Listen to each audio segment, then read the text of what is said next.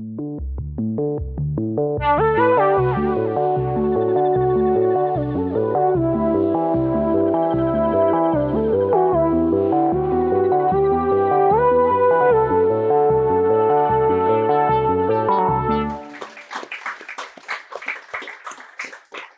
it's great to finally meet you in person. Before we delve into the work you're undertaking with Hope Not Hate, I want to get a better understanding of your background and life course. So can you tell me a bit more about who you are, what got you interested in anti-racism and anti-fascism, and a bit more about your own experiences and personal and professional trajectory that got you to where you are now?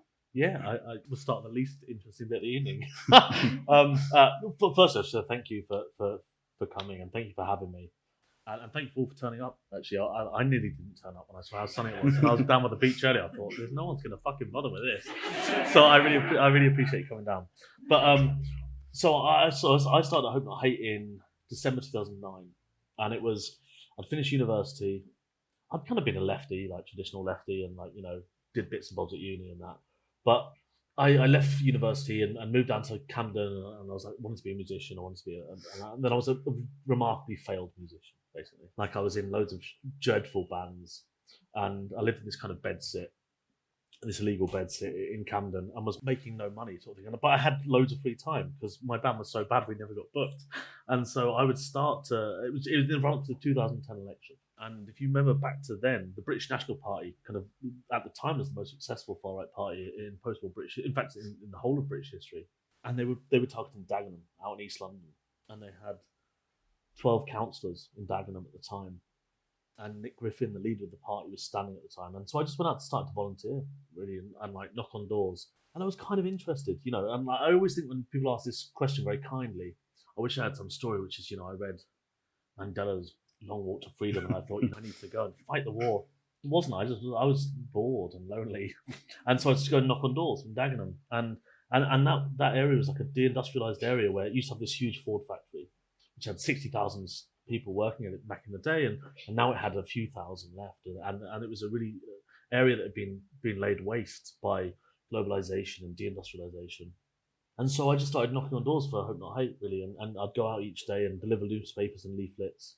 And I didn't know which anti-fascist group to work for, but the reason I chose Hope Not Hate was I remember going to a big anti-racist demo in Trafalgar Square, and I remember standing there with a flag or whatever, and then getting home that night and looking to see what the BNP had been doing, and they'd been knocking on doors in Burnley and Stoke and Bradford and Dagenham.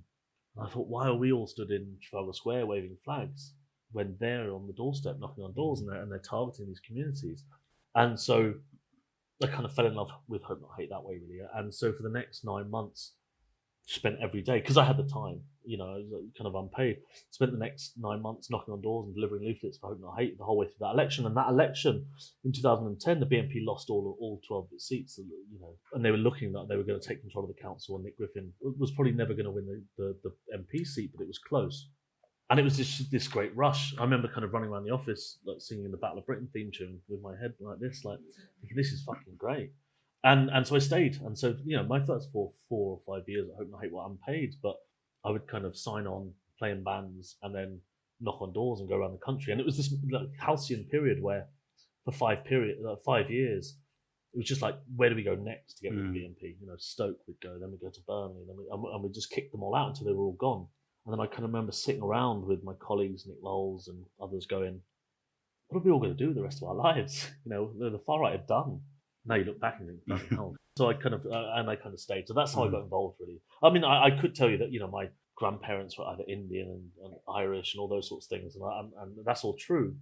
But the real reason is actually when you were in those communities, speaking to those people, it was enraging to see these people angry there, and they're right to be angry. Their lives had been decimated and ignored by politics.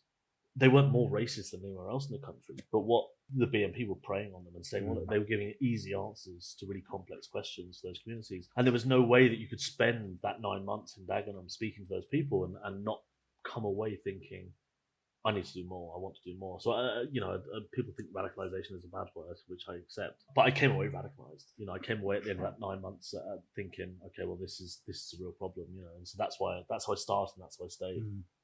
And I don't blame you for thinking that the BNP's done, which it was.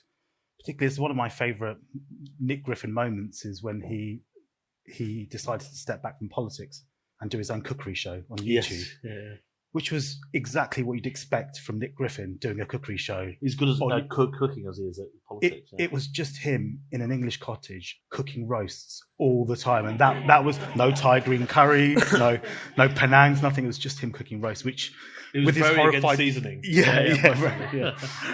So can you talk a bit more about and give an overview of the work Hope Not Hate do today?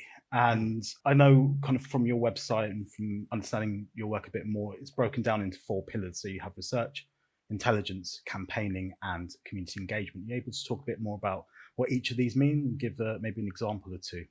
Yeah, sure. So, I mean, the whole point of Hope Not Hate was ostensibly understanding, as the BNP rose through the 2000s, there's an understanding that traditional anti-fascism in many ways wasn't working. You know, the demonstrations, etc., which are very valuable in many ways, weren't working against the BNP. And it understood that, Hope Not Hate, this was before my time, understood that anti-fascism had to be more inclusive and broader. And so Hope Not Hate has these different pillars. So I run the research team. So my job is, ostensibly, we need to know who they are, what they're planning, where they are, what they're going to do. That ranges from the populist radical right, or even the right, the Conservative Party, all the way through to neo-Nazi terror groups. Our job is to understand who they are, what they're planning every day, and ideally in advance. You know, during the riots, for example, last year, so that we could turn around and ring up accommodation, housing, asylum seekers, or people claiming asylum and say they're coming for you tomorrow. We want to be in advance. So we have that research element. And part of that includes intelligence work. So our job is we infiltrate the far right. We both try to turn people from the far right to join us, but we also infiltrate far right groups. And that was my job after the Dagenham for about 8-9 years, was joining far right groups, first in the UK and then in Europe and then in America. And the reason for that is the far right, they say something different when they think you're just sat around the pub table. We need to be there when they think no one's listening. And so we do infiltration work so that they're in those rooms, in those offices. But the only point of our research is not to just be interesting and academic, which I'd hope it is to weaponize it. And so we have 2 other sides. One is like a policy team whose job it is to do huge amounts of data work to understand the communities that are susceptible to the far right. Why is it some communities are more susceptible to the far right than other ones? And so we do a huge amount of data work in that. And then I would argue, the most important bit is the campaign side, which is that it takes our research, takes that understanding of society and hones in on how do we make a difference here. So that could be knocking on doors, that could be delivering leaflets, that could be social media content. All of our research is ostensibly supplementary to the campaign. And so we have these various different sides. I mean, they're all very close. I mean, we're only tiny. It sounds like we're about 400 people. We're tiny. But the idea is about weaponizing research in those spaces. And so that's how we break it up broadly. And I want to get into each of those pillars as we go through, but I want to start by focusing on intelligence. And if we start with a couple of examples of your work, diving right into the deep end, Jack Renshaw. Yeah. So in 2017, intelligence gathered by your organisation, I think quite significantly led to the foiling of a plot by Jack Renshaw and the banned UK far-right terror group National Action from murdering Labour MP Rosie Cooper and I believe a police officer as well. Are you able to talk a bit more about that in some detail and how your work unfolded, which led to this MP's life being saved? Yeah, I mean, I can say bits and bobs. Yeah, of course. So there was a far-right, very extreme group called National Action, which had originally come out of the youth branch of the British National Party, people like Jack Renshaw, etc. And they were engaged in extraordinarily extreme forms of kind of neo-Nazi violence. And they were a terrorist organisation in many ways. And they were eventually banned by the British government, by the Home Office, which was the first time a British far-right organisation had been banned since 1939, which was Mosley's British Union of Fascists. One of, unfortunately, the only organisation. In fact, at the time was the only one, yeah. And so the British government banned it, and then they kind of sat back and said, it's all done. This is great, we've banned it, and so they're gone. And we were perhaps less trustworthy of the state in that situation, and we continued to run sources, and we continued to try information, and we knew that these people were still meeting. We knew they were still meeting in bars and restaurants and pubs, and also in kind of gyms, etc. What would you mean by running source? So by running sources, so we run 2 types of sources. One is people come to me, like when I was undercover in the far right, I was non-far right, obviously, and I would create a long backstory. It would take many, many months. That would be built up, and then I would attempt to join the far right groups. So, I was in the Ku Klux Klan in America for a year, or like a militia group in Alabama for a long period. And so you'd build up these stories, but you weren't far right. On the flip side is we will work with far right individuals who either want to leave the far right, or in some cases they just hate someone else in the far right and want to give us information. And we're happy to engage with those people. And there's all sorts of interesting ethical questions there, but we'll work with those. With National Action, we got a phone call, a colleague of mine, Matthew Collins, who actually was one of these cases where back in the day, he'd been in the British National Party in South London in the 90s and engaged in some really extreme behaviour, but had over many, many years changed sides and given his life to try to make amends for what he'd done. And he got contacted by someone who was in this group, National Action, after the ban. And ostensibly said, look, I was sat in a pub the other day and we were plotting to murder an MP, Rosie Cooper. And we were going to take a sword and we were going to kill her. And then when the police came to get me, I'd kill the police and then they would do it. And this guy had ostensibly decided, I don't want to be part of this. And because it was a banned terrorist organisation, was nervous about contacting the police because that was illegal to be involved. So he contacted us. And we worked with him over a period of time. We eventually went to some colleagues, to people we know at the Home Office, and passed that information over.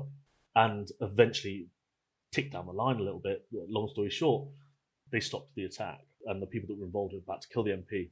And those people are now in prison, and they're still in prison, although some of them are now coming out. But yeah, and it ended up being made into a TV show with Stephen Graham called The Walk-In. And it's a great TV show. What I would say is if you've ever met the person he plays in Hope Not Hate, he is nothing like Stephen Graham.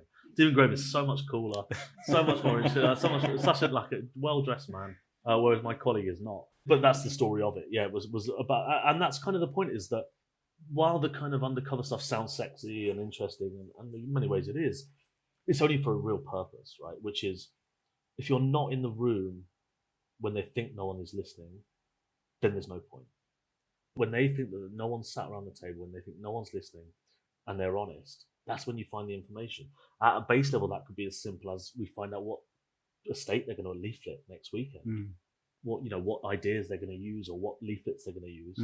At the most extreme end is who they're going to kill, and it's about being in that room when they think no one's listening. And with the process that happened in between, were you guys involved in any of the intelligence gathering that led to the arrest of Jack Reacher? Yeah. I mean, so the source who was involved was still a friend of ours, obviously, and he was a far right guy, but had decided he didn't want to be involved in this. And we worked with him for a long period of time until we got the evidence that was strong enough to take it to the authorities. The authorities were less than happy about it, and they essentially said, give us the name of the guy. And we said no, because they'd arrested him because he was technically part of the banned terror group. And we refused, and they threatened my colleagues, and they threatened legal action against my colleagues, etc. And eventually we had to strike a deal with the CPS that allowed us to pass over the information without him being prosecuted. I mean, that's one of the more extreme examples, but it's ostensibly an example of why we can never rely on it, like the far right to tell the truth. When they think no one's listening, they're plotting to kill people. Did you say you infiltrated the KKK? Yeah, I did. So my job originally, when I started finishing campaigning, I started doing infiltration for Hope Not Hate, and I started doing stuff in the UK. I mean, for years I'd go to like English Defence League demonstrations, British National Party events, kind of neo-Nazi think tanky sort of things in London. And then I'd go to Europe, and I was doing, like, at the time there was a lot of anti-Muslim activism in places like Dresden, etc. So I'd go to those places, and it was in the run-up to the Trump election. Ostensibly, what it was, there was a thing called the alt-right, which was in many ways a traditional far-right movement, but it had all these, grew on these like 1968 French Nouvelle Droite kind of like odd far-right philosophical ideas, but mixed with like the internet age. And the acceptable face of Richard Spencer. Exactly, Richard wearing Spencer. his suit and the tie. Exactly right. Yeah. I was originally going to events in Europe, like identitarian events, etc. And funny enough, I went to a Richard Spencer event in DC. Richard Spencer was this guy who was supposed to be like one of the leaders of the alt-right. They had no formal leader. But here you run this group called the MPI. And there was all these Europeans going over, like a guy called de Benoit, who's this French philosopher, depending on how you classify a philosopher, I guess. But I went out to this event in DC. And I remember, funny enough, what was so depressing about it was called After the Fall. And it was just down the road from the White House. And actually, one of my abiding memories of it was everyone who was working at this event, like serving food and stuff, were people of colour, black men mainly. I remember sitting there thinking, these people are listening to these speeches, and it was proper, like, it was the alt-right, but it was like, skull measurements and all this fucking madness. They had Nazi salutes as well. Yeah, absolutely. But I was there to work out who these Europeans were that had gone over, and I remember writing the intelligence report that night back to my boss in London, and I said, after the fall, these people are delusional. they really think liberal democracy is about to collapse. This was 2014. And then just after Trump won, I went to one in Stockholm, and that one was called Rising from the Ruins. And I remember writing the intelligence report from that, saying, because the one in 2014, I said, these people are delusional, the hubris of them. They think liberal democracy is about to collapse. And by 2017, I wrote, after the fall, they're saying we're winning, and there was less, my hubris had disappeared. I was like, bloody hell, we have seen a change here. So I'd spent a lot of time on that. And then in the run up to that Trump election, I was starting to try and understand some clan stuff. We got some rumors that there was clan groups operating in Europe, small ones.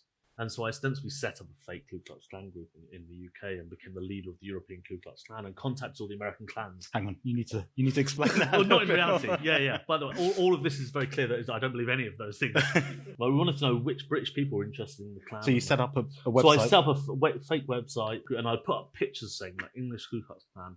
Take a picture, take it straight down, obviously, and I'd send it to every American Klan leader and say, I'm running this group. Do you have any European colleagues that I can speak to? And that was the way to try, and it was like a fishing exercise to try and get details of all the European Klan members. And it worked. It was worth. I became the leader of the Ku Klux Klan in Europe. And then eventually came onto the leadership board of the biggest Klan in America, the White Knights of the Ku Klux Klan in North Carolina. And very kindly, they gave me the back end of their website, which meant I had every single member, all of their pictures without the hoods on. Wow. and so we published it all, and it was really successful. I mean, less successful the leader who they violently attacked, unfortunately. But that was there. But at the same time, I was really interested in, we were seeing militia groups emerge in Eastern Europe around Syrian refugees coming across. And so I joined a militia group in Alabama. They were called the Border Keepers of Alabama, and we went down and we'd go to the Mexican border. And it was me and Burma, who had this big Fu Manchu massacre, as he called it, and we would dress up as soldiers with our big semi-automatic rifles, and we would sit on the Mexican border each night. And they were looking for ISIS. There wasn't a huge amount of ISIS coming from Mexico, but there was drug runners and people smugglers, unfortunately. And so I spent a couple of weeks on the Mexican border with them, and then lived in their houses for a while. And it was really odd in that all those things about Southern hospitality and all were so true. They were so loving. I mean, they thought I agreed with them. They thought I was an English guy who was terrified about Muslims invading Europe, and I wanted to learn from them. So they were really kind to me. But I'd live in their house, and they'd bring out moonshine out of their cupboard that was 50 years old. And ironically, they were furious about drugs being run across the border, but they would give me any drugs I wanted, and they were like, "These are American drugs," And there was loads of contradictions in there. But I remember 4 days into being on the Mexican border with them, and me and a few of them went to get some petrol or gas, and I'm a fat boy, so I love American sweets, and I remember being in the petrol station, gas station, buying some sweets. Bama just leans over and he goes, "Oh, by the way," out of the blue, "by the way, here's a list of all the mosques that I'm going to wipe out when the race war starts." Out of the blue, bang, there it is. And yet, for the last month, he'd just been the sweetest man you'd ever met, right? And I went and lived at his house for a while after. And they were all massive Trump supporters, of course. The idea was to understand the most extreme Trump supporters. Well, the most useful bit was, I think I'd previously understood fascists and Nazis and Klan members as monsters that weren't like me. These people were they were just separate. Do you know what I mean? They were me and my friends and my family, we're all normal people, and these people are just reptilian monsters. And that's how I understood them and conceptualized them. You'd go, if that thing hadn't happened where I'm going to wipe these people out, I would have said, this guy's a lovely guy, right? But his politics were violent. And understanding that idea that people with the most extreme views are often ostensibly normal people that happen to have horrifying politics, I think was the biggest useful lesson for being an anti-fascist, right? Which was, it's so much competence that we're all nice people. We're all sat around having a drink because we're nice people. And they're like that. But actually, these are people that are in our workplace, or they might be our cousins. That was the biggest learning from it, to realise that actually, anti-fascism is about understanding that ostensibly normal people can hold really horrifying views, and that's way more scary than thinking that we're all good people and they're out there somewhere and they don't look like us. Do you remember Cherie Blair was absolutely vilified for saying this, and saying that we shouldn't empathise or sympathise with jihadist cause, but we need to understand that they are human beings just like us, with the same needs, desires, motivations, desires to climb kind of organizational structures, to be relevant, to have some sort of significance. And she was absolutely vilified in the press about this. But actually, as academics, as researchers, you need to understand the person that you're trying to research or infiltrate. And more often than not, people talk about charisma and niceness and how normal people are as well. Hugely, right? And what people get wrong is it's not excusing it. Absolutely, right? yeah. It's not excusing it because, like, and I nearly lost my life at the end of the Alabama thing. It all went wrong, and they found out who I was, and so it's not excusing it. It's never excusable. But it's about actually, I think it's about removing that comfort layer, which says that these people aren't like us and that we can spot them. Like, you can spot them there. If you just knock off their hat, they'll have little horns. And they don't. I mean, he had a big mustache, so maybe I should have spotted that. But but it's not that. Yeah, I agree. All right. And I think it's about understanding that far-right politics and extreme politics in this sense can be ostensibly normal people. And actually, I remember about 2 years later, we published it. We published the story and exposed all these guys, rightly so. And they were all when I remember leaving their house in Alabama, it had all just gone wrong, and then someone had found out about me. And the guy gave me a hat for Alabama Crimson Tide, which is the football team. And he said, "Look, just get out of here. You need to leave.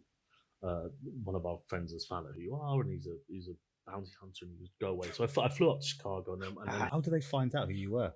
It was, I was woken up. We were living in a trailer park in Alabama. There's no running water in this guy's house. And I get woken up at 6 in the morning, and he goes, "Will you go on the gun show, the local Alabama gun show?" And I said, "Yeah, of course." Yeah, I love guns.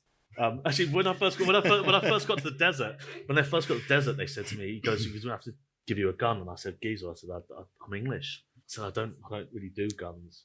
I said, "I'll take this little camera." And he said, "No, we won't take you out if you can't have a gun." So they gave me a Walter PPK, which was James Bond's gun, which there's always a slight irony about. And I said, "Okay." So they taught me to shoot a little bit. So they took me in this gun show, and they said, "But you can't be in this valley where the trailer was." So he goes, "You need to go up onto the hill." So I got up onto the hill to get reception, and I called into this gun show to give the talk, or I'll have the interview. And when we were in the desert, we'd taken photos and stuff, and they'd asked for photos, and they'd sent the photos to the gun show.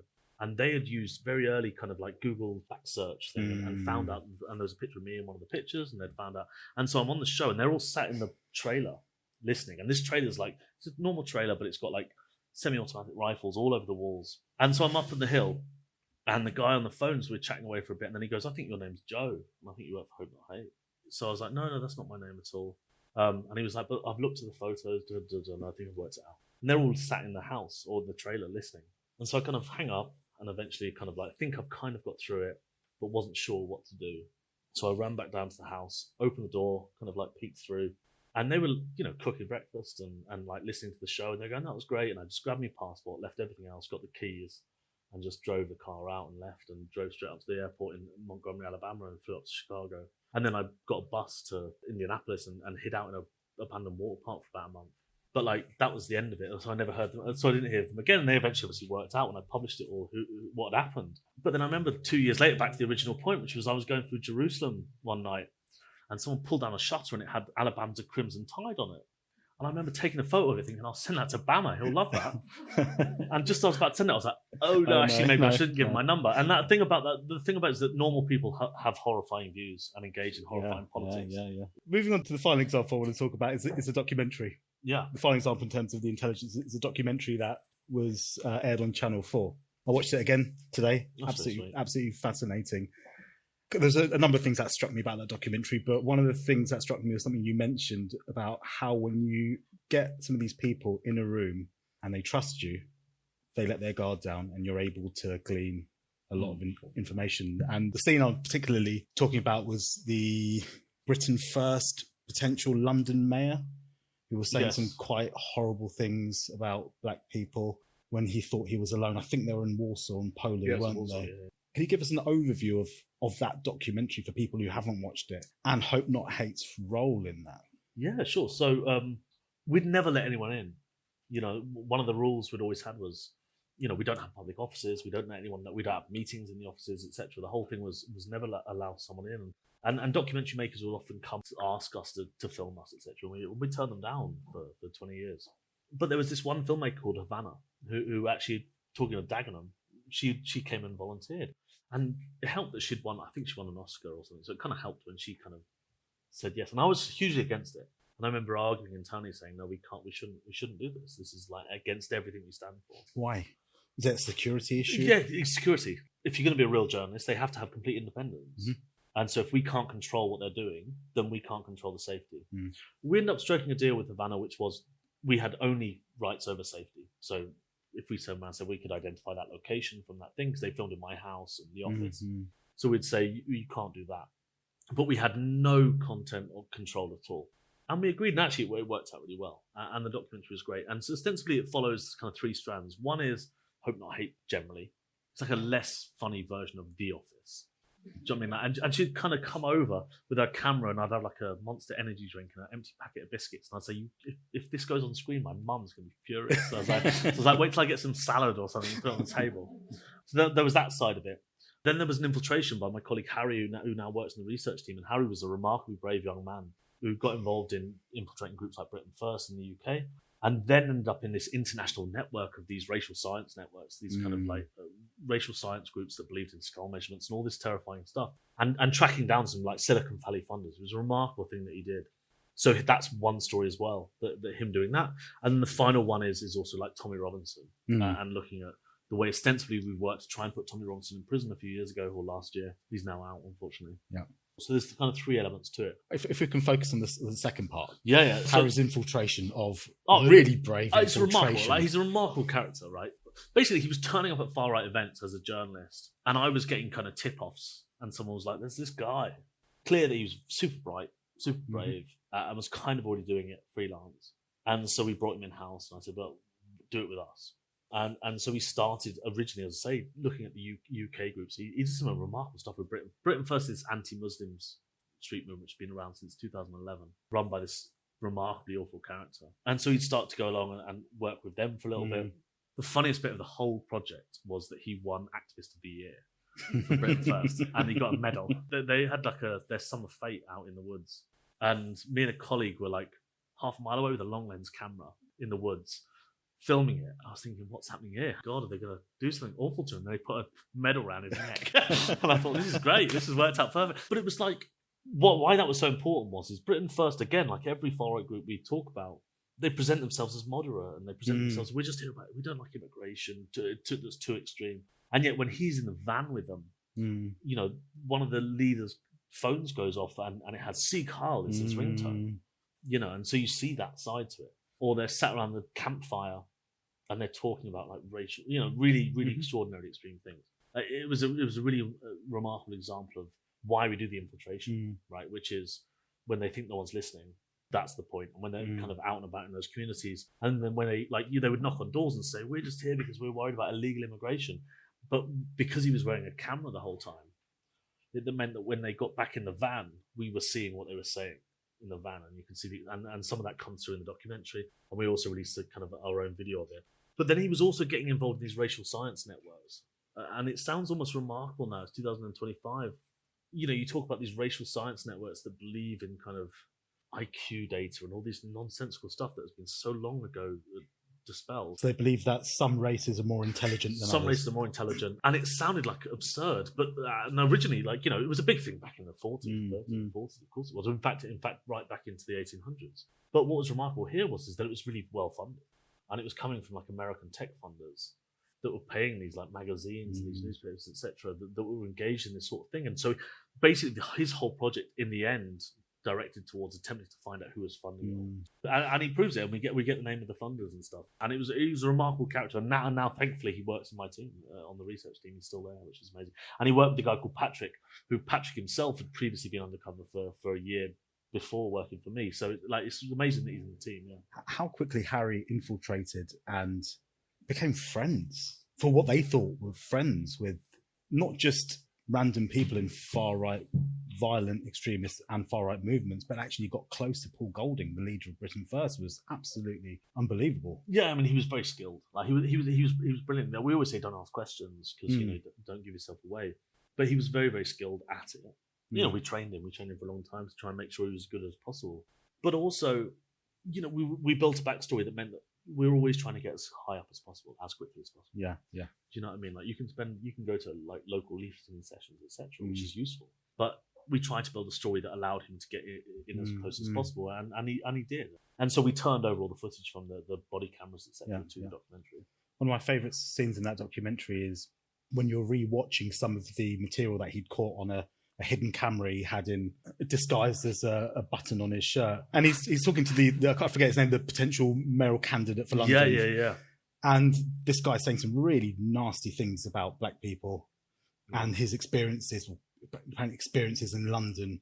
And Harry has to go along with it. And when he's re-watching that, he's cringing, saying, I can't believe I said that. And there's this really cool shot of you sitting on the windowsill in the background, and it pans into you, and you say, well, if it didn't bother you, that just wouldn't be right. And you can kind of see that he was quite relieved by that. But I suppose that leads me on to my question about ethics more generally. When you're infiltrating these groups and thinking about ethical concerns and thinking about how much you say yourself, and there's a real difficult line to follow between trying to infiltrate and get the people around the table to believe that you're one of them, but treading this not just legal but moral line as well. I'm guessing there's a lot of training that goes on behind the scenes to try and get that right, and I'm guessing it doesn't always go the way you hope. It's a really good question, right? None of this would get through an ethics panel at university. You know, when I was doing my PhD, if you turn around and said, you know, the first line on an ethics panel at university says, do not set out to do any harm to your subjects, right? We're setting out to do harm. We're consciously attempting to try and make their lives harder. So the ethical questions are enormous, and I would argue we have a very strong ethical direction, but it's not one that would fit in with, say, a university panel. And it becomes really, really complex and really hard because the most complex element is you get the best information when you're really close to important people within the far right. And to become really close to people, you have to have a relationship with that person. And whether or not that's friendship or whatever, you know, the closer you come to them as a friend, the better the information you're going to receive is. And the result of that is the bigger the betrayal is when you publish. And there's both ethically questions there, but it's also personally difficult. You know, like, as I kind of joked about seeing the shutter come down in Jerusalem of Alabama Crimson Tide. You know, in one sense it was funny, but what was intrinsic in there was I betrayed someone that I got really close to. And the reason I got that good information from was because I was really close to him. Or when that documentary came out, you know, Harry had spent a year and a half with some of those people and became really close to them. And that's how you get or Patrick did the same. And that's really difficult. And so we don't try to go on just general fishing expeditions, which is, let's hope that someone out here is nasty. We have to be super clear about, we believe this person is engaging in harm. And this person is engaging in behavior that will make other people's lives worse. And by stopping that individual's behavior, we will make other people's lives better. And doesn't mean we've always got it right. You know, I said in my book before this one, at the end, you know, I remember getting a young lad sacked from a bank because he was involved in a far-right group called Generation Identity. He was the leader. I remember seeing him, and he was quite normal. When I started infiltrating far-right groups, they'd be sat in rooms like this above pubs, but with much less normal people. And he thought, these people aren't a real problem to society. And then when I saw this young lad who was working at a big major London bank, earning a fortune, normal, good-looking lad, all those things, I thought, this is a real problem, actually. If young people think that they can join the far right and engage in this form of extreme behaviour, and the implications for that is that they can still work at a major city bank and earn six figures, that's a real problem. And so we worked and exposed him, and then he lost his job, right? And I still always struggle with that question, which is, by him losing that job, did that mean someone else thought, I'll join the far right, but maybe I won't because there's implications for me? On the flip side, did it mean that he had no other option but to stay because he couldn't just leave because he'd lost his job? So I was closing doors for him. By attempting to close doors for other people, I was closing doors for him. These are really difficult questions. And I think the only moral argument is to say that they are really difficult questions. Sometimes we get them right and sometimes we get them wrong. I think skepticism and uncomfortableness is probably the only moral position to hold. It's almost the same thing you said to Harry. The fact that you're even considering it and thinking about it is the right thing. It's the right thing too. Exactly right. If he'd turned around and said, this guy I've spent the last 9 months being friends with, I want to destroy everyone. Those are not people I'd like to work with. You know what I mean? Like, you should be really concerned about this, because the result of it, if we do what our job is right, our job will make their lives harder. And if you don't take that really seriously, then you shouldn't be doing it. I want to spend the last 15 minutes talking about Tommy Robinson, and also possibly, if we can, talk about Farage and reform, because I know Farage and Robinson are such core parts of your work. If we start with Tommy Robinson, I know the relationship Hope Not Hate have, and particularly Nick, has with Tommy Robinson is complex, of course, naturally fraught. But I think Nick described Hope Not Hate as Tommy Robinson's number one enemy. Yeah. Can you talk a bit more about your relationship with Tommy Robinson as an organisation? Well, so Tommy Robinson formed the English Defence League in 2009, ran it through till about 2012, and he's still around. He's now the largest, most influential far-right figure in the UK if you take Farage to one side. And he's one of those characters whereby he's remarkably charismatic. I remember being on an EDL demo back in 2011 through Manchester, coming out the station. And as we walked down the road, it was EDL, the pub's just emptied. You know, people follow him, and his politics is horrible. And it turned out at the time he was very extreme politically in terms of Islamophobia, but has increasingly made a fortune for me. He's the best paid far-right figure ever. And so we spent many, many years going after him, and we put him in prison 2 years ago, or a year and a half ago, where we ostensibly eventually proved that he was behind the leak of a video. The court said that he wasn't allowed to. Can we take a step back and talk about that? So that was his accusations towards a young, is it a Syrian boy? So he libelled a young Syrian schoolboy. So a young Syrian schoolboy was racially abused at school, and in many ways was ostensibly waterboarded. If you remember the video, you might remember it being a big story. Tommy Robinson came out in defence of the guy who had waterboarded this kid and claimed that Jamal Hijazi, who's the Syrian kid, said all these outrageous things about him and made a documentary about it. And Jamal Hijazi, rightly so, sued Tommy Robinson and won. And he won the libel case. And we helped Jamal and his lawyers to prove the case. Tommy Robinson, as soon as, of course, he's about to lose, declares bankruptcy, despite the fact that we had proved he had millions and millions of pounds of assets. One of the things that's changed, I would say, since when I started in 2009, even at the height of the BNP and those sorts of things, the money was tiny compared to Tommy Robinson, who is tens of millions of pounds, 5-6 houses. The amount of cash involved was vast. But so Tommy Robinson declares bankruptcy, puts all of the money in his wife's name. But even though he loses and gets away from paying the money because he turns around and says that he's bankrupt, the judge passes a thing which ostensibly says if you repeat the libel, that will be contempt of court. And Tommy had made this whole documentary where he repeats the libel at length. And for about a year and a half, he sits on this documentary. And then all of a sudden it starts coming out, it starts getting leaked online, etc. And me and my colleagues were sitting there going, he has to be behind this. It was leaked by some American online website. And we managed to trace Tommy all the way through to a meeting that happened in the Bahamas. And ostensibly what he did was he flew from the UK because he's banned from America. He went into America on a fake passport. So he flies out to Cuba, to Havana, and then he flies down to Bahamas to meet these people who released the documentary. But before you go on, can we focus on Cuba for a second? Yeah. And a lovely part of the documentary is Tommy Robinson taking a video selfie saying, it's superb. Yeah, it's lovely. Ha ha ha, you can't catch me, you don't know where I am. And then... This is great, right? So he sits there with his phone and he goes, you don't know where I am. And so we look at the video and we slow it right down. And thankfully, this really old 50s car drives through the background of the glass behind him. We were like, who has these cars? Is it Miami? But he's not allowed in America. And we thought, Cuba. Well, that's why we got these old cars that are still there. I thought so maybe Cuba. So then we start for 100 hours, me and some colleagues, my colleague Gregory. Behind him in this reflection is a small staircase. And eventually we work out the hotel. We managed to geolocate the hotel. And we're like, cheeky fuckers in Cuba. And then he goes down to Barbados. He's in a bar one night, he gets drunk. He's there filming himself. And we managed to use an exit sign in the back of this thing and prove that he's there. And as a result, we then managed to get some flight records and ostensibly prove that Tommy Robinson had met the people who had released the documentary. So you've got dates and times of where he is around the world. And we build it. And it was literally like, most of my job is extraordinarily tedious, right? Most of my job is sitting there watching YouTube videos of racist people. But this was like a film. It was like, drawing string lines across maps and stuff. And we get him and we prove it. And so we then take it to the Attorney General. They say he's committed contempt of court. And that works and he goes to prison. And that was a great victory for us. He's now, unfortunately, out of prison already. But it was a big win to turn around and show his lies were not true. But that said, right, is that at his peak of the EDL, the biggest EDL then was 2011, 3,000 people in Luton. Last year, in July, he had maybe 40, maybe 50,000 people in London. Dwarfed the English Defence League periods. And in September, he's got a demonstration coming up in central London. Steve Bannon's coming. If it was less than 70,000 people, I'd be surprised.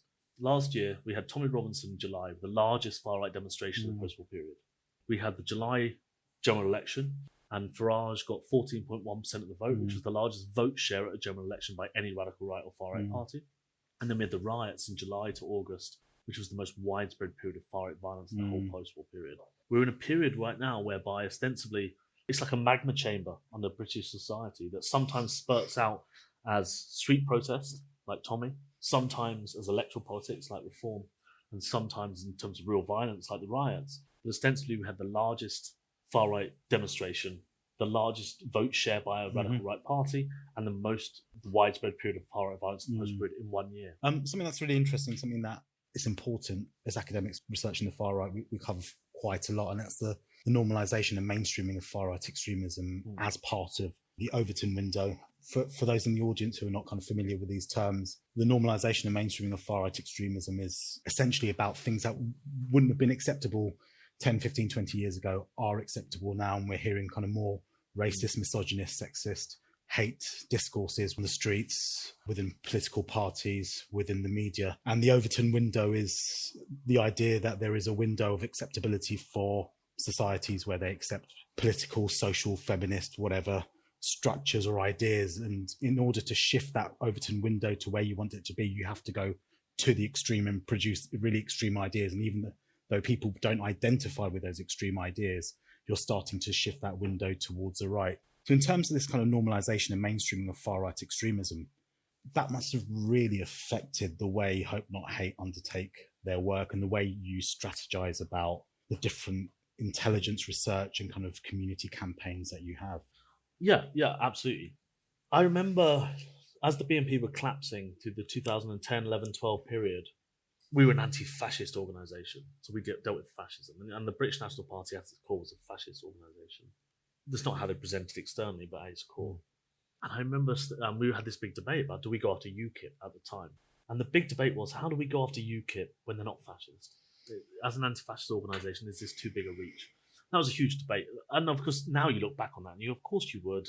And now we look at a huge amount of our work is Reform, but also for many years has been the right of the Conservative Party. What's staggering and so depressing is when you look at even like cabinet ministers and home secretaries talking about invasion narratives. The language that traditionally, when I was going to far-right meetings in 2011, 12, 13, 14, I would sit in pubs and sit back and write intelligence reports going, you wouldn't believe what these people are saying. And 10 years later, I'm hearing it from Conservative Home Secretary. Right? The normalisation of this politics, the way that things that are traditionally been sort of confined to the fringes of our political discourse. I mean, look, Keir Starmer himself talking about Britain being an island of strangers. He might have said this weekend that he regrets saying it. But the echoes of Enoch Powell are too clear. Now, we talk about Enoch Powell. Enoch Powell was kicked out of the Conservative Party for what he said in his Rivers of Blood speech. And it was more moderate than what the Conservative Party's Home Secretaries were saying when they were still in power. And there was echoes of it in what our Prime Minister is now saying. The normalisation of this politics has become remarkable in terms of where we are. And so then how does that affect your day-to-day work in Hope Not Hate? The issue is that when I talk about, or when any of us talk about Hope Not Hate, there was a time when we could turn around, for example, when we were doing campaigning, we'd go to a community and say, don't vote for this group. They've said this thing. And they'd go, that's extreme. Now, increasingly, you knock on the door. I was up in Peterlee in the northeast recently. I was in the northwest in the last general election, local elections. And people say, well, that's what the Home Secretary said. Or that's what Trump says. Or that's what the President of America says. Or that's what the President or Prime Minister of numerous countries in the world says now. We're the ones saying that what they're saying is completely unacceptable. It's very hard. That's a harder argument to make than some guy who's in a pub, sat in a room pub. We're now the people sat in the room pub saying that's outrageous. Whereas they're saying it in the European Parliament. I suppose an easy question to finish off with. How do we reclaim that back?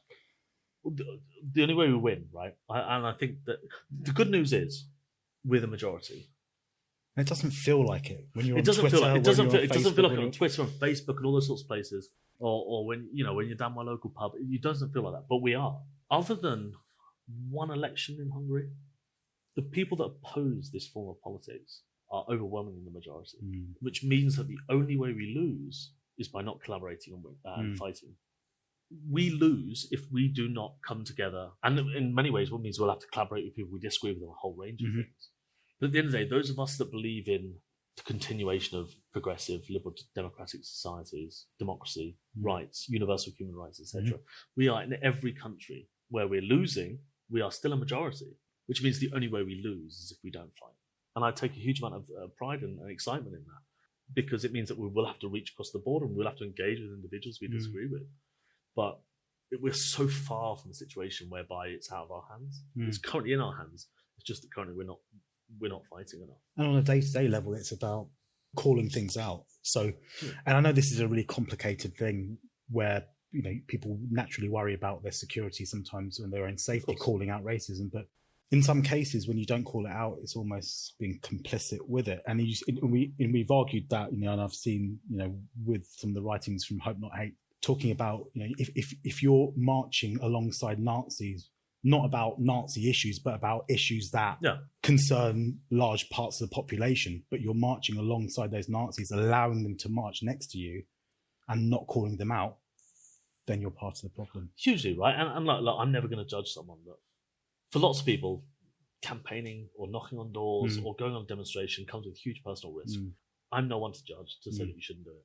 I'm not saying that you should shout at your taxi driver or shout at your neighbour across the fence, etc. I understand that lots of people are in that situation. Of course, yeah. But when we do have the opportunity to do it safely and fairly, then I think we have a right to do it. You know, we have an obligation to do it.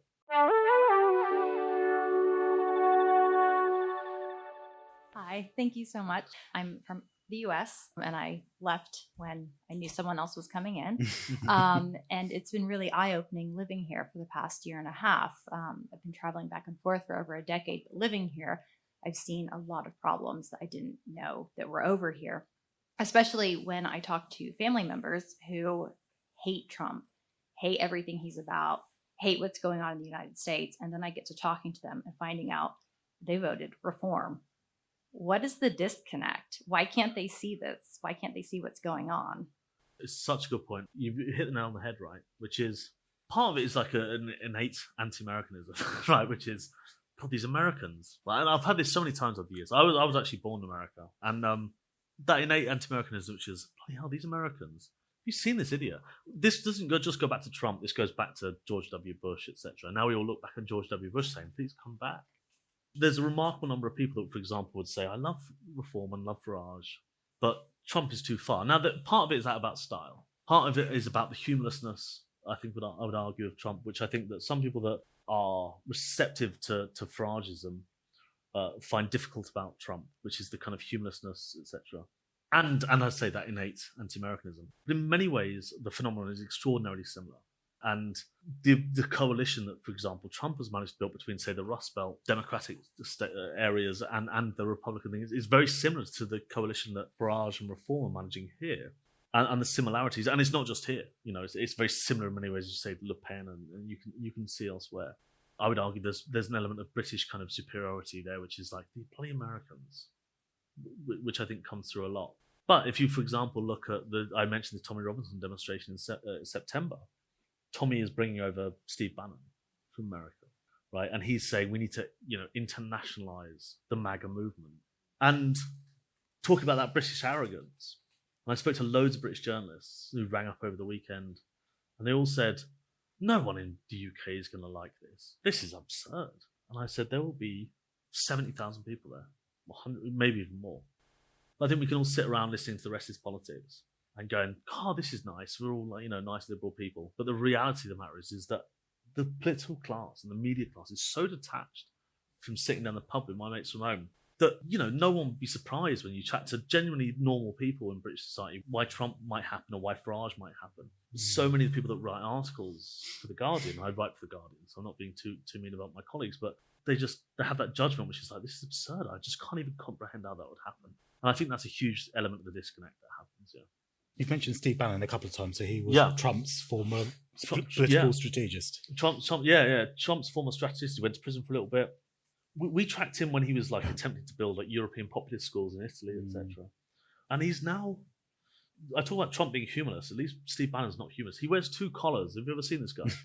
He wears 2 collars. It bends my head, right? Not just the old mod in me that just finds the whole thing appalling. And he wears 3 pens in his shirt every time. The clothes is, I would argue, his biggest crime. But But he's always been a significant figure. But Tommy Robinson, for example, had recently been funded by Elon Musk. And thankfully, Elon Musk and Steve Bannon don't get on. Because Tommy Robinson's got Steve Bannon coming over, which means hopefully that Elon Musk won't be funding him. But yeah. Thank you for your illuminating talk. The first point is just by way of correction. When Enoch Powell, when he made the infamous Rivers of Blood speeches, you're quite correct. Edward Heath basically sacked him, but not from the Conservative Party. From the cabinet. He was sacked from the shadow cabinet. Yes. Why that is relevant, my correction is relevant, is can you imagine Kemi Badenoch taking any similar type of decisive action against Chris Philp, the shadow Home Secretary, and Robert Jenrick? And the whole of that Overton window on what is reasonable for the ordinary person on the street to think has shifted so far to the right that you even have a Labour government which is now indulging the same performative cruelties, particularly towards asylum seekers. The problem is there seems to be a massive vacuum from the progressive left in terms of countering a lot of these ideas which are now gaining hold. So what are your ideas for this kind of anti-racist counteraction of ideas? You're right about Enoch Powell and the Conservative Party and the Overton window. I think one of the major issues we're facing here when we talk about like what does the future look like and why is the left failing when it comes to offering a general alternative. I always go back to Brexit, whatever anyone sits on Brexit, because I know there's differing positions on it. The way that the Leave group offered this vision, I would argue in many ways like nonsensical vision, but it was this vision of the future and etc. And those people that argued for Remain were often kind of like, well, statistically, if you look at the data, etc. I think one of the major issues is that we're facing right now, for example, with reform and both what we're seeing with Robert Jenrick, for example, is people are despondent, people are angry. Like there is this sense of declinism. You know, we look at the riots, for example. It was great to see what happened here in Brighton. It was great to see what happened in Walthamstow. It was great to see in those places. It was wonderful, right? But where were we in Rotherham, Rochdale, Hull, Sunderland? You know, where were we in those communities? The progressive movement weren't there. We just weren't there. You know, and I understand. I'm not judging anyone for saying that they want to live in Brighton or Walthamstow. Great, you know, so would I. But that's where we've retreated into these safe spaces where we feel confident, whereas we don't have the ability to go into, we can't mobilise 5,000 people in Rotherham, Rochdale, where those riots are happening. But Reform can. Reform are getting those votes. Look at every by-election in these council seats we're seeing around the country. They win and they win. Now, I would argue they're lying to those people, right? But I don't judge those people for voting for them because they're desperate. They're angry. Like I was in Peterlee in the northeast in the run up to the local elections, right? And, you know, you had all these old mining villages around the area. Well, every shop had closed except for a few vape shops and a couple of charity shops. Like, those people are angry, and they're right to be angry, right? And I was like, well, where's the Labour Party? Where's the progressive movement? Where is the progressive politics which says, tell you what, if you vote for us in 5 years' time, this is what your area looks like, this is what your town looks like, this is what your street looks like, this is what your bloody country looks like. The progressive movement isn't there. Whereas Reform turn up and they turn around and say, the country looks amazing, give us your vote and we'll solve everything. Well, that's bullshit, and it's not true. But you can't judge people for voting for it, right? I mean, the quote I always go back to, during the Brexit campaign, right, in Grimsby, I don't know if anyone's been to Grimsby, you know, an old fishing village. And there was a polling thing we did in Grimsby, and it said, would you vote for Leave if you knew it would make you economically poorer? And people in Grimsby still said yes. They still said yes. That to me, that was just like they're so desperate for change. The status quo has so fucked them over 30 years. They will vote for anything. I was sending emails to like Number 10 the other day when they were saying, we understand that the Labour Party has understood that we need change now. And there was this quote in The Observer, right? And it said, we understand that people want change, and that's why we're reforming the civil service. And I was like, go to Burnley, go to Dagenham, go to Stoke, go to Grimsby, right? Go to Peterlee, go to these towns, right? And go and knock on their doors and speak to them there. They do not give a shit about the reform of the civil service. We need to reform the civil service. They want to know, if I vote for you, what's my life going to look like in 5 years' time? Because currently I'm 35 and I live at home. There's no jobs, there's no houses, there's no schools, there's no hospitals, right? And I'm living at home with my parents, right? And there's no serious job other than an Amazon factory where I'm going to get paid minimum wage. And there's a fucking hospital on site because so many people are passing out in the heat. The progressive movement, I agree with you. Now, I don't necessarily have the answer. I'm an anti-fascist. So I feel like Hope Not Hate's job is to marginalise and fight the far right and make them as small as possible. That should hopefully allow space in behind for progressive politics. But the progressive politics is not coming in behind. Right? I don't have the answer for you. But the fact of the matter is, right now, is dealing with the civil service is not the answer. We look at next year's elections. We look at, Reform is going to win Wales. Our data is, hope not hate, is super clear. They will probably win control of Wales. Like, there's going to be seats there that have been Labour seats since the turn of the previous century. They weighed the vote in those communities for 120 years, and they're going to lose them to Reform. Like the North East, where Labour had been running those councils since 1920s. They lost them. And they were losing them before Reform as well, by the way. If the progressive movement and the socialist movements and the progressive sector, whether or not it's the Green Party or whatever it is, doesn't find a way to turn around to those people and turn around and say, you're right to be angry, there's no point in waving flags and having demonstrations and screaming Nazi at someone in Peterlee that's voting for Reform. It's not going to help. We have to turn around to them and say, but how are we going to make your life better? And if we don't have an answer for that in 4 years' time, we're going to lose. Hello, thank you so much.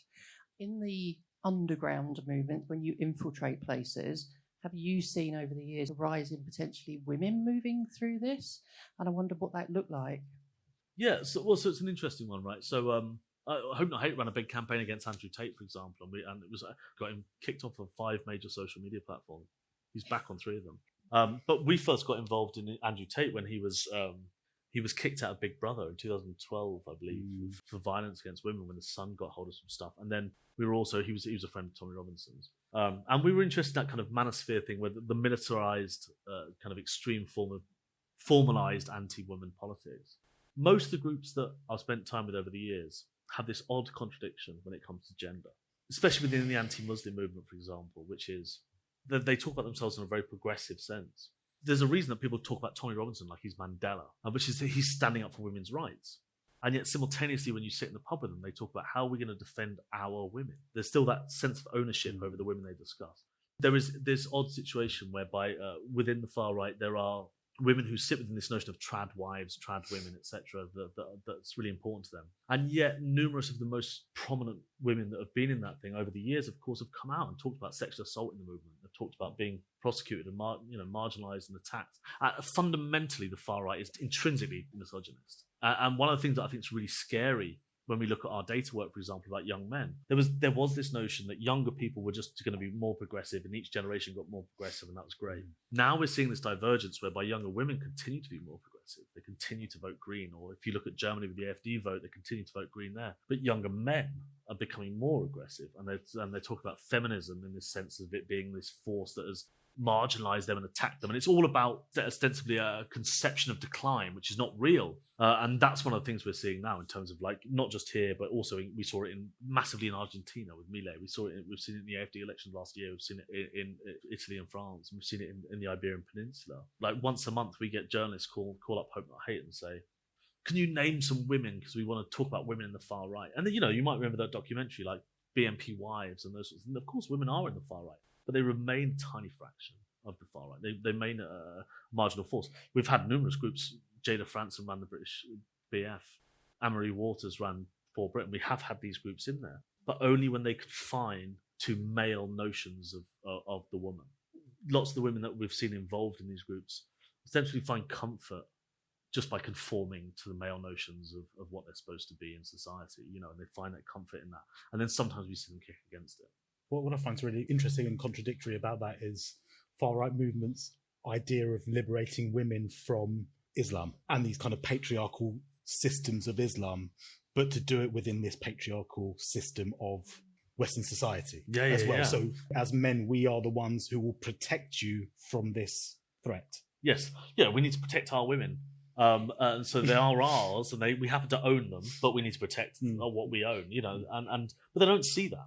They really don't see that. But it's performative. It's the same, in the same way that they all engaged in pinkwashing. You get all these far right guys who would say, bloody Islam, they're so horrible to gay people. Like, bloody hell, they hate gay people. That's outrageous. Right? And then, of course, you'd sit down the pub with them and you'd talk about gay people. And you'd hear exactly what they thought about gay people. So it's this performative notion of this kind of co-opted liberalism, where they talk about saying, we don't like X minority community because they attack LGBT people. When you actually say, when you sit down and they think no one's listening, and you talk about LGBT people, they use exactly the same words and the same slogans, etc., that you'd expect them to. And it's the same with women as well, where they talk around to them and say, can't trust Muslims because they treat women like X, Y, and Z. Whereas my woman needs to shut her mouth and be back at the fridge. You absolutely see that stuff all the time. Yeah. There's a huge hypocrisy in it, and it's a tactic. It's a tactic. It doesn't mean that they don't sometimes believe it, but it's broadly a tactic. Yeah. Do you have problems at all with the right trying to infiltrate Hope Not Hate? Yeah, I mean, we take it obviously really seriously. Why are you trying?